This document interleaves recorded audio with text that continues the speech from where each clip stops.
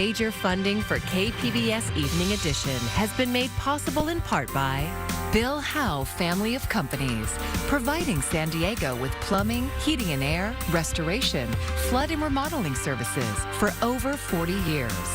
Call 1-800-BILL-HOWE or visit billhowe.com. And by the Conrad Prebys Foundation, Darlene Marcos Shiley, and by the following.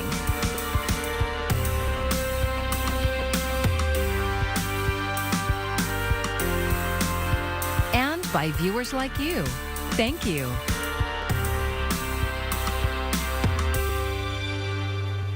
We begin tonight with the ongoing humanitarian crisis at our border. Thank you for joining us. I'm Maya Trabulsi. A woman living in the Border Patrol's makeshift migrant camp in San Ysidro died yesterday. Migrant advocates told KPBS border reporter Gustavo Solis that death was inevitable given the horrible conditions at the camp. We're just profoundly saddened to learn that what we have feared has now happened. We've known that it was a matter of time before someone died. Nina Douglas is one of the volunteers at Customs and Border Protection's open-air migrant camps. She says volunteers have seen migrants with diabetes, heart conditions, and open gashes vulnerable to infection. But we've been told that other than calling an ambulance, that Border Patrol is not equipped to treat any condition here. Volunteers provide basic treatment to migrants with donated supplies, bandages, first aid kits, flu medicine, and aspirin from their makeshift pharmacy. Customs and Border Protection issued a statement confirming that a migrant died Wednesday morning. Officials say the person began experiencing medical distress at 5:45 a.m. and was taken to a hospital where they were pronounced dead. Officials did not release the woman's name or say exactly what led to her death. Volunteers say she was from the West African country of Guinea and traveled with relatives. She and her family members went so far to get here, and I'm sure suffered a lot, and then to get this far for her to die and not have the medical attention she deserved. I trust that the people present did their best. I need to believe that, but that's not good enough. The camp is situated between two border walls near the San Ysidro port of entry. It was first opened in fall 2022 and reopened last month. All along, migrant advocates have warned of the dangerous conditions. We have been telling everybody that will listen that the medical emergencies in the open-air detentions are serious and should be addressed. Flower Alvarez Lopez is another volunteer. She has been at the camp since September 7th. She says some migrants are reluctant to get medical help. That's because it means they will be separated from family. That's what happened earlier this week when a pregnant woman from Russia needed medical attention. Alvarez says the woman could not take her husband and 2 children to the hospital with her. So she had to pick which one of her children she would be going to the hospital with. She ended up taking her oldest child, who to me seemed about 9 years old or so. She says volunteers at the camp are experiencing what she calls secondhand trauma and need more support. The burnout is real and it's unsustainable. We've been here at the border wall and the open air detention sites with no support or resources from any level of government. So not from city, not from county, not from the state, and not from the federal government. CBP personnel cleared the camp Thursday morning. By the afternoon, all that was left were abandoned toys, sneakers, and trash. Officials say the CBP's Office of Professional Responsibility is reviewing the incident. Gustavo Solis, KPBS News. At least 27 Americans have now been killed in the conflict between Israel and Hamas. Secretary of State Anthony Blinken is in Israel meeting with Prime Minister Benjamin Netanyahu. Blinken says the U.S. will provide humanitarian support for civilians and help in the search for the over 100 hostages taken by Hamas. The Israeli energy minister warned Gaza will not be provided with any electricity, water, or fuel until the hostages are returned home. As the death toll in the Israel-Hamas conflict rises, Palestinians and Jews in San Diego are urging public officials to take action. KPBS reporter Katie Heisen has more. Hours after Mayor Todd Gloria posted on Instagram that the city stands with Israel, a coalition of Palestinian supporters asked San Diego officials to condemn the siege on Gaza and continued U.S. funding to the Israeli military. San Diegan Rola Abu Shaban says she has family in Gaza where Israel is bombing. She lost contact with them 2 days ago. Last message I received from my aunt was, "We are alive, but we'd rather die because no one feels what the Palestinians are living here. We are innocent people." The Israeli government cut off water, food, and electricity to Gaza, where 2.3 million people are trapped inside borders the size of Philadelphia. Almost half are children. Rabbi Devorah Marcus of Temple Emmanuel says Palestinians are also paying the price of war, but their plight doesn't justify the actions of Hamas. It's been horrific. And every day as we find out more of the families who've been killed and seeing the faces of people who we know or our friends know and love, it's inexcusable. Hamas and the Israeli government are not the collective people of the Palestinian territories and Israel, thousands of whom have been killed since Saturday. Everyone I spoke with today on both sides is pleading for help. They all said they didn't feel heard. Katie Hyson, KPBS News. And we'll have more coverage of the Israel-Hamas war. PBS NewsHour will present War in the Holy Land, a PBS News special report co-anchored by Amna Navaz from Israel and Jeff Bennett from Washington, D.C. The one-hour special will air at 8:30 tomorrow night on KPBS TV. It has been windy through midweek, but now the winds are beginning to die down. As we look back at the top wind gusts over the past 36 hours, aside from any wind tied to maybe those tornadoes in parts of Florida, we had some really strong winds, 81-mile-per-hour gusts at Whitewater, California, into Onyx as well, 81-mile-per-hour gusts to our east as that storm moved east. We also saw some strong wind into far west Texas, into the mountains there. But tonight, we're going to get a little quieter and a little cooler for the inland areas.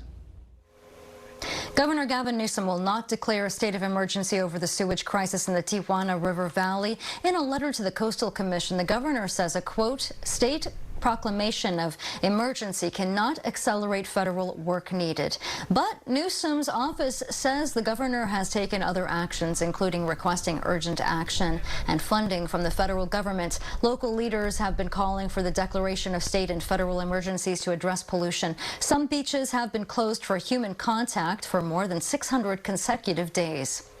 Thousands of students at Chula Vista High Schools at times only have 1 or 2 bathrooms to use. KPBS South Bay reporter Corey Suzuki explains why the school is closing restrooms and the effect that's having on students. For Petra Duron, freshman year at Chula Vista High is off to a stressful start. There's all the new people, the classwork, and then there's the bathroom situation. There's like certain bathrooms right there, but those bathrooms are closed due to vaping. So I have to go to like the nearest bathrooms where 5 minutes away, and like the teacher doesn't let you go out again. In recent weeks, most of the bathrooms have been closed at the 2,500 student school. On Tuesday, she had to walk 5 minutes from her Spanish class to find one that was open. Chula Vista High and several other schools in Sweetwater Union High School District have been closing bathrooms in response to a spike in vaping, vandalism, and other bad behaviors by some students. But all students have been impacted. Here's Student Representative Isaiah Ringfield speaking at the Sweetwater Board meeting last month. Multiple campuses have had one bathroom open on the entire campus to help with what they've heard is that it's to help with vaping in bathrooms, violence, like I said. But one bathroom open throughout the entire campus is huge. When you're talking about 2,000 plus students on campuses. Chula Vista High Principal Julio Alcala says he doesn't remember a time when the school has only had 1 or 2 bathrooms open. But he says they do close bathrooms when they find out someone has been vaping. We reached him on Wednesday, College Spirit Day at the school. We've seen, unfortunately, in more recent times, an increase in students vaping in restrooms. And that is a concern for us. And that is, what we see more frequently, and we end up closing the restrooms until we can, investigate if we can see who was there vaping. Some other schools across the county have also been restricting access to bathrooms, including Patrick Henry High School and Lincoln High School and San Diego Unified School District. But bathroom closures don't appear to be as big of an issue on those campuses, according to parents. Closing so many bathrooms in Sweetwater might even violate state law, which requires all California schools to have at least one bathroom for every 40 students. Some campuses have recently started to open up more facilities after students brought this up to the school board. And many Chula Vista High students are glad to hear it. Petra says high school is already complicated enough as it is. It's like too much people, the work, like you miss one assignment, go down to an F, and like it's just hard. The bathrooms, she said, are just another thing to worry about. Corey Suzuki, KPBS News. California State University is one step closer to avoiding a strike of many of its 26,000 workers. Cal State negotiators have reached tentative agreements with 3 employee unions, and that includes academic, administrative, and technical support staff who will be receiving a 10% pay increase over the next 2 years. Student assistants represented by the UAW also get the same pay raise. The contracts are expected to be ratified by union members in early November, then approved by the CSU board. And negotiations between Kaiser and 4,500 San Diego healthcare workers resumed today. More than 75,000 Kaiser workers in multiple states who went on strike last week are back at work without a new contract. The coalition of unions says a sticking point continues to be putting limitations on subcontracting and outsourcing jobs. Kaiser officials say they and the unions will return to the bargaining table again tomorrow. October is recognized as Breast Cancer Awareness Month. There are currently more than 4 million breast cancer survivors in the U.S. KPBS reporter Melissa May tells us how treatment has changed in recent years. Breast cancer is the second most common cancer for women. This is not a pretty pink disease. This is a nasty struggle that a lot of women go through, 1 in 8. So to me, Breast Cancer Awareness Month means courage and fighting. 13 years ago, Rebecca Dabbs noticed a small lump on her left breast. The then 34-year-old was diagnosed with HER2-positive breast cancer and says at times it was overwhelming. I lost all of my hair. I had 12 breast surgeries. I lost my left breast. And luckily, which is not the case for everybody, I had a strong support system to help me through. The American Cancer Society says breast cancer death rates have declined by 43% since the late 1980s due to early screenings, increased awareness, and better treatments, thanks to large-scale clinical trials. These clinical trials have shown us that people can have less toxic therapies for early-stage breast cancer. And then on the same token, women are with advanced or metastatic stage 4 breast cancer. Our studies show that women are now living longer. Earlier this year, the United States Preventive Services Task Force changed their recommendation that all women at age 40, not 50, get a breast cancer screening with a mammogram every other year. Dr. Rebecca Shatsky with UC San Diego's Breast Medical Oncology Department says if you notice any breast skin changes, not just lumps, to contact your primary care doctor. If there's new skin thickening or changes to the nipple, sometimes breast tumors can actually pull the nipple into the breast where it wasn't before. And that's called nipple retraction. She says the average age of women being diagnosed with breast cancer is 61. But recently, there has been an increase in younger women being diagnosed. Latina women, there was just a recent article out, are diagnosed with breast cancer on average 7 years earlier than their Caucasian counterparts. And we know that African American women are also more likely to be diagnosed with breast cancer in their 40s as opposed to their 50s and 60s. There is a Making Strides Against Breast Cancer walk this Sunday, October 15th at Balboa Park. Go to cancer.org to sign up. Melissa May, KPBS News. A new partnership aims to help San Diegans addicted to opioids quit the drugs. The College of Social Work at San Diego State, the San Diego Public Library, and Father Joe's Villages are giving them access to another drug that can reduce their cravings. KPBS SciTech reporter Thomas Fudge tells us how. The 9th floor of San Diego's Central Library has a view of downtown and the streets below. It's where I met David Houle, who is currently homeless. A native of Phoenix, he says he's battled with addiction for more than 20 years. I've had my dry spells, I've had my good spells.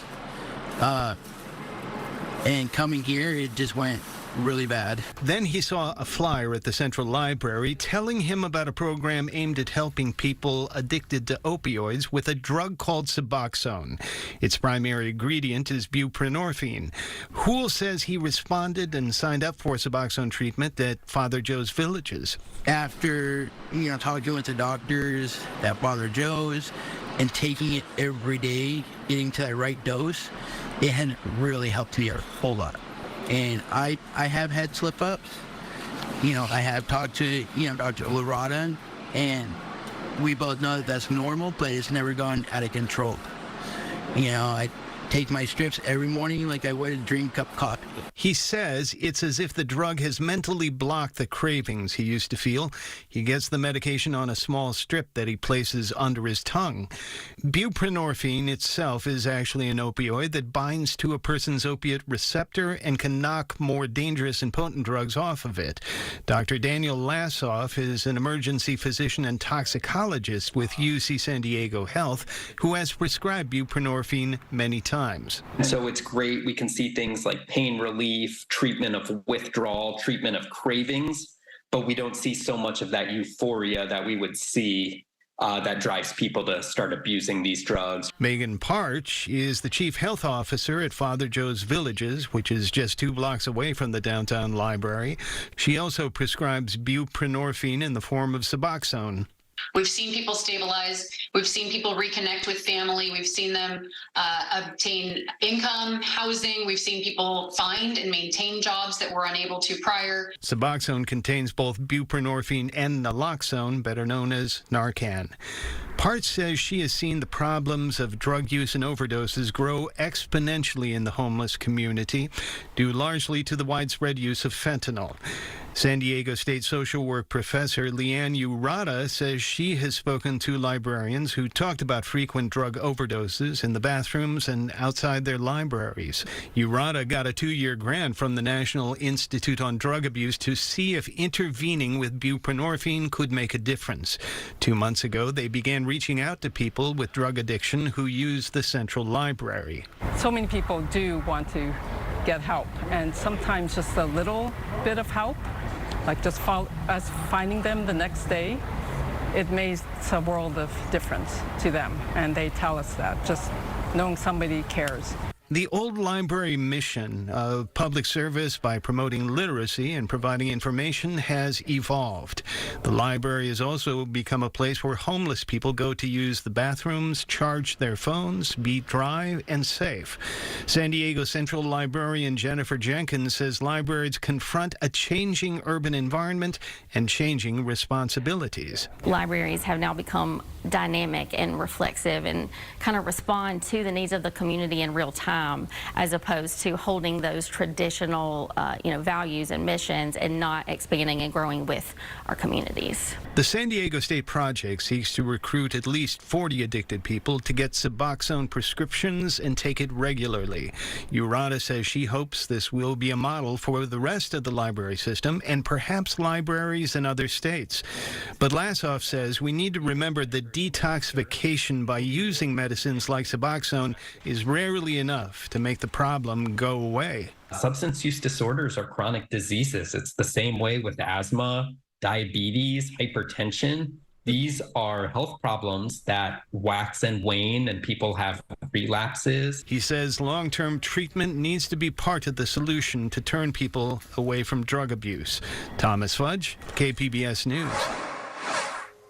The number of drug overdose deaths in the U.S. is still rising each month, but the pace appears to be slowing, and that is according to new estimates from the CDC. It projects more than 112,000 people died from a drug overdose in the 12-month period ending in May. That's a 2,700 from the year before, but it's also a lower jump than the early years of the pandemic. The CDC says overdose deaths spiked 30% between 2019 and 2020, and then rose another 15% in 2021.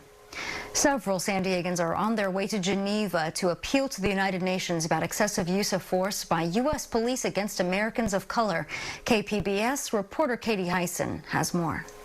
Ted Womack was 16, walking home, when an officer followed him without cause, he says. I was like, it looks like you're following me home. I don't want to be followed home. And he arrested me and put me in the back of a car and said, I'm impeding an investigation. It was the first of at least 100 unprovoked interactions with the police, he says. Black Americans are arrested and killed by police at much higher rates than white Americans, but rarely find justice in U.S. systems. So Womack is taking it international.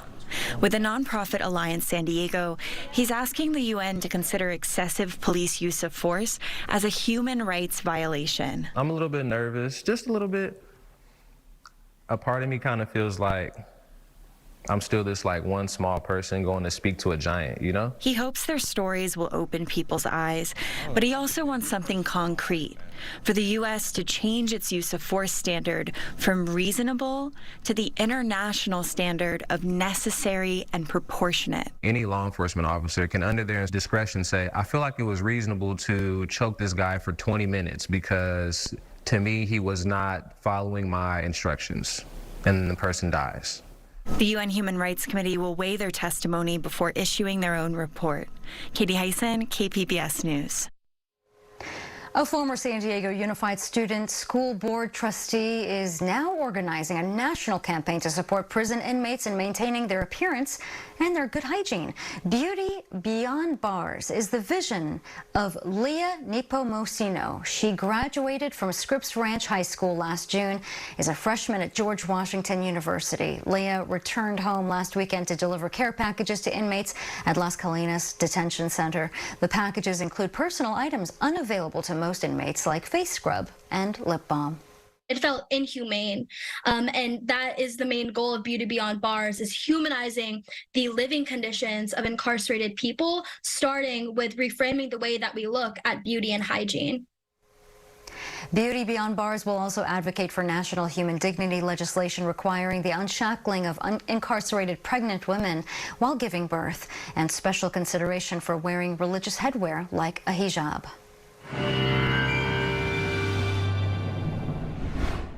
It's been windy out there, and we do have some good news in that the wind is going to relax. As the wind decreases, we have some patchy drizzle near the coast, and tonight it's not going to be a widespread issue, but a few of you may need to use your wipers once or twice. Most of us will turn a bit cooler Friday, except for the desert, so a little cooler for the coast, but still pretty toasty in the desert areas. Let's take a look at the latest drought monitor. This is great news. So data through Tuesday. This became available today, but the data is through Tuesday. What a difference a year makes. We had some nasty drought, severe drought for most of our area, at least from Orange County north, and moderate drought for us, but most of Central California, San Joaquin Valley, exceptional drought a year ago. That's gone. The drought is over, and we expect to see a pretty wet winter, a wet season this year, thanks to El Nino. So we expect to see these reservoirs remain above average. That's excellent news. And our team at AccuWeather is forecasting no drought, no significant drought in California into at least 2025. Excellent news. Tonight, 58 degrees, patchy low clouds. You're going to see not a strong signal among the futurecast, but there might be a few little spits of drizzle here and there. Otherwise, it's going to be a great day tomorrow with brighter weather in the afternoon. 73 Chula Vista and San Diego, 75 into Oceanside. Borrego Springs, 86, but you get up into the mountains, Mount Laguna, only 57 for your high. Now, this Saturday, there will be an annular solar eclipse. Not annual, but annular. This is one of those eclipses where the moon, if you're in the total path of totality, the moon will block out most of the sun except for a little ring around it. Now, it's not going to be quite like that here in San Diego. The path where that will occur will be from parts of Oregon down to San Antonio, kind of a narrow strip. The rest of us across most of the nation will experience a partial eclipse. But the good news here for us, we have that dark charcoal color. That means good viewing conditions, not many clouds blocking our view. For the coast, we will cool down slightly Friday, but we warm back up to 80 on Sunday. Good deal of afternoon sunshine. Inland areas, cooler on Friday, but warm into Sunday, 88 Sunday and Monday. Into the mountains we go. Again, slight cool down Friday, and then we bounce back into the mid-60s early next week. Final stop at our tour takes us to the deserts where we do stay pretty warm. We're going to get hot, though, into Sunday, Monday, and Tuesday. For KPBS News, I'm AccuWeather meteorologist Jeff Cornish. Well, today is someone's lucky day here in California. They've won the second largest jackpot in U.S. history. A ticket matching all 6 numbers for the $1.7 billion grand prize was sold in Frazier Park, south of Bakersfield. The winning numbers are 22, 24, 40, 52, 64, and then the Powerball number, that's 10. It took 36 drawings since July 19th for someone to win. Duke Gardella works at the store that sold the winning ticket, and he says that he believes that the winner is someone local. A lot of customers come in, they come in every day to get their tickets religiously. And a lot of them, like I said, oh, if I win, I'm going to get you a new truck. So where's my truck? I'll be waiting. So I'm pretty sure it's a local. And an interesting tidbit, the population of Frazier Park is just about 2,500 people. If the winner takes the cash option, they'll get a payout worth $774 million. Wow. And here's a look at what we're working on for tomorrow in the KPBS newsroom. Taylor Swift fans are heading to the movies this weekend. NPR's Morning Edition has a review of the Eras Tour concert film. And KPBS Roundtable is focusing on some of the new laws recently signed by California Governor Gavin Newsom. And that airs at noon on KPBS Radio. And you can find tonight's stories on our website, kpbs.org. Thanks for joining us. I'm Maya Trabulsi. Good night. Major funding for KPBS Evening Edition has been made possible in part by Bill Howe Family of Companies, providing San Diego with plumbing, heating and air, restoration, flood and remodeling services for over 40 years. Call 1-800-BILL-HOWE or visit billhowe.com. And by the Conrad Prebys Foundation, Darlene Marco Shiley, and by the following.